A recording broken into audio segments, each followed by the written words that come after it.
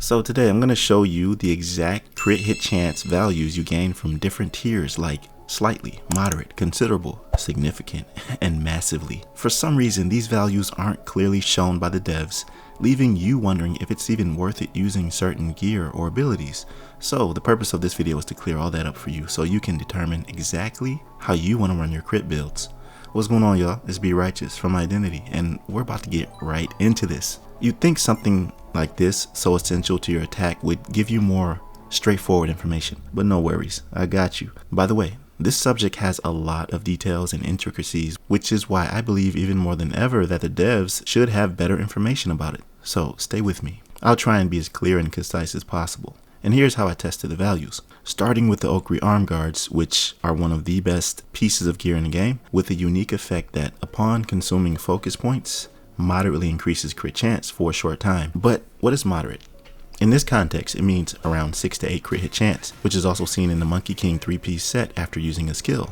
The Monkey King set gives an 8% crit hit chance boost for moderate, which makes it a high-end gear piece, while the 𝐒𝐻𝐻 arm guards grants 6%. So when you're using a focus point, each one grants 6%. To break it down, one focus point equals 6, then 2 equals 12%, 3 equals 18%, and 4 equals 24% crit hit chance. To be clear, there are two methods of consuming focus points, and you're going to want to use the right method that yields the best results. For example, if you use Smash Dance's resolute counterflow, which essentially counters the enemy while seeing through them, even if you have 3 focus points built up, every time you activate this skill, it will only grant 6% crit hit chance at a time. But you want all that crit hit chance at once, right? Well, then you'll need to perform a varied combo once 3 focus points are built up. This will consume all of them at the same time, giving you that huge crit boost. The varied combo is when using a heavy attack in the midst of your light attack combo, triggering a specific move based on the stance you've adopted. This is testing only for moderate.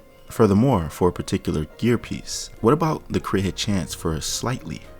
Well, that's around 1 to 3% depending, and you can find this through some of your spirits or curios.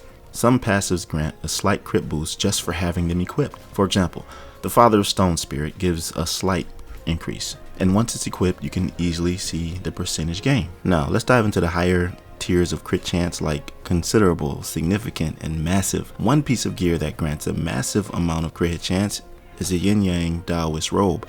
Its unique effect disables crit chance completely when your health is above 50%, but once you drop below half health, you gain a massive amount of crit hit chance while also taking increased damage massively. It's basically a glass cannon setup. I've tried using this personally, but I kept getting one-shotted, so nah, it's not for me. So it's only viable if you have exceptional dodging skills, which I'm getting to at the moment. The robe grants a whopping 20% critical hit chance when you're below 50% health. Let's break it down even further. Based on the gear, vessels, curios, and spells, each piece of equipment falls into one of these respective categories, determining how much crit they can deal. Each category has a range of crit hit chance values based on their unique effects. For example, a slight increase for vessels like the Weaver's Needle grants crit hit chance, while the 𝐻𝐻𝐽𝐵's curio grants 3% crit hit chance. They both say slight, but the value is different. You see, curios tend to be on the high end of the range. For instance, the Table of Tree Supreme's curio grants a considerable increase of crit hit chance by 10% when your health is low. And you can tell when your health is low because you'll hear that heartbeat sound and your health bar turns a little bit red. Check out this chart for a better visual representation. So like I said, each tier has a range of possible crit hit chance values instead of a fixed number, and this variability depends on the gear, abilities, or context. So slightly is pretty much low tier crit boost with 1 to 3%, giving you a minor but a noticeable advantage. And this is further increased because completing the game and doing a new game plus, it's astonishing that you can double and even triple your curios. So even with, let's say, the 𝐻𝐻𝐽𝐵's giving you 3% critical hit chance, if you put all 3 𝐻𝐻𝐽𝐵's in the 3 curio spots, you'll have 9%. So slightly might not be that slight after all. That's going into the considerable range, actually. Moderate is mid-tier crit increases, and it's more substantial between 6 to 8%, offering a solid improvement. Considerable and significant. These tiers provide much larger boosts, with considerable granting 10 to 12% and significant offering 14 to 16% crit hit chance. Massively is the highest tier, and this offers the largest crit bonuses, ranging from 18% to 20%, maybe even more, depending on if you have 4 focus points charged up. So this makes it the best choice for maximizing your damage potential, but there are weaknesses to this, as I said, like in the Yin Yang Taoist rope and others. But this type of scaling pattern is common in RPGs where game mechanics want to show noticeable differences between tiers. For example, Path of Exile and Diablo 3 have similar systems where higher tiers offer disproportionately larger bonuses, representing the greater effort or risk involved with attaining it or utilizing it. This system makes progression from slightly to massively feel impactful and rewarding rather than just a small incremental improvement. So, what do you think? Let's spark up a conversation in the comment section below, because I personally still believe the devs should address this in the DLC once it's released, or before that.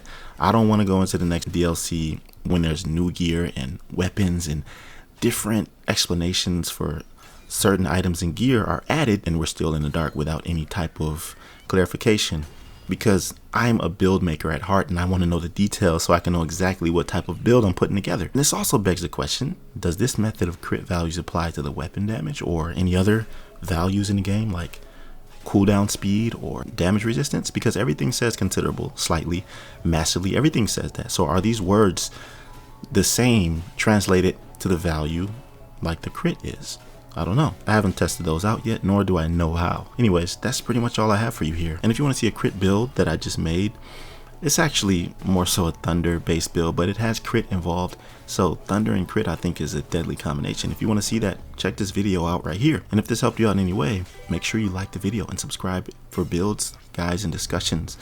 I'll see you in the next one. Be right out.